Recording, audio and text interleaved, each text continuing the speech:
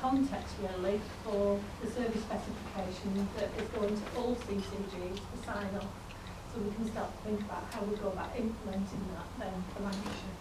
So, Kath, thank you. Hello everybody.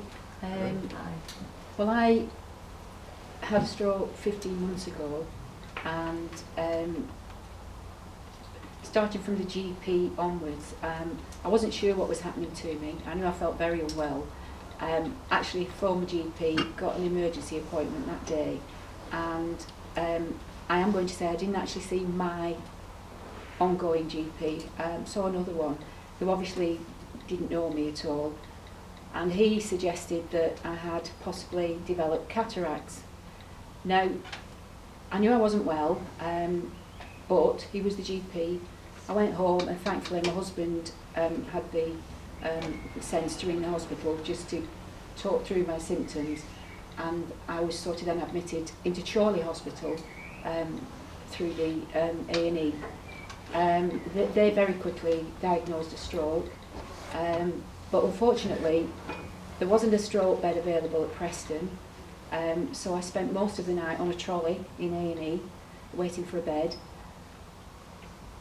When I tell this story, it sounds more horrific than it is, because I've got to say the staff were absolutely marvellous, and they really did care for me.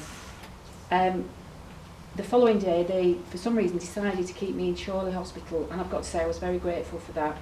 I've had experience of both Chorley and Preston, and I know it's an individual thing, but Chorley Hospital I feel more confident. I was in hospital 10 days. I was discharged and I had carers for 6 weeks. I've got to say, suffering a stroke, you're in one of the most frightening places that you'll ever be. You really, really don't know what's going to happen to you, and you need lots and lots of support and encouragement. And if there's 2 words that I would say to you people that get involved, communication and information are the keys. Because as a patient, you're very frightened anyhow, but then not to be given information is even more frightening, because as a layperson you imagine things to be worse than they possibly are.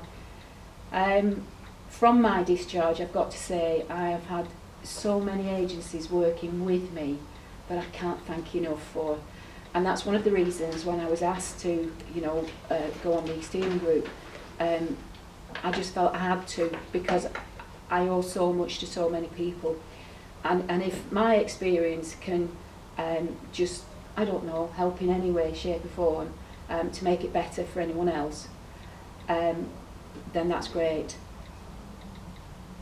I've had the charitable organisations and I've had the NHS organisations working with me, and even going right back to my GP, my original GP, who's absolutely fantastic.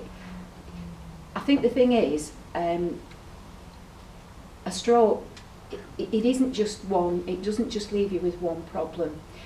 I've got very poor eyesight, and that in itself was a big challenge.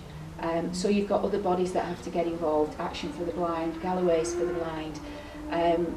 The Stroke Association, Jan knows, I can't thank enough. The particular lady from the Stroke Association, well, she's become a great dear friend to me. They're there when you need them. This lady has seen me from a blubbering wreck at the beginning to what I now feel is, well, I never imagined I'd ever be sitting in a place like this talking to people like yourselves. It's just a terrifying situation to be in, and you have your ups and downs, and no matter how positive you try to stay, and by nature I am a very positive person, some of the black hole is just sitting on your shoulder a lot of the time, so yeah, you do need support, but the management of any resources is so important. Within the 10 days in hospital and then all the years since, you do see some wastage really, and you think, oh dear, but then the flip side is, and you people really do need to know, the work that goes on is just phenomenal, it really is, but the end user sadly, is someone like me who at the time doesn't have the knowledge or the confidence to say what they need or, you know, the way forward. But I really don't know what else to say other than just please, the decisions that you make are so important. It isn't, nothing is black and white, certainly not with stroke. There's so much grey matter in between that needs, that needs dealing with, and it's very, very major. But yeah, if anything, if my experience can help anyone else, then that's great. But I certainly, within the past year, have seen the good, the bad and the indifferent. But generally, the good, I must say. From what started a very frightening experience, and yeah, misdiagnosis, and we had the problems, but once you know what you're dealing with, if people will work with you and give you that information, then great. I'm very, very fortunate. If I'd have known when I had my stroke that I would get this well, I wouldn't have spent so many horrific days being so frightened of what might happen. I still sit and wonder if I get a headache or anything, oh, is this another one? But I've had stroke psychologists work with me. I mean, you know, I think, little me, I've just said to Jan, now that I've reached my stage of recovery, it will only be a little bit, but you've got some extra money in the pot now because I'm not going to be taking any more from you. I've no intentions at all of going there again.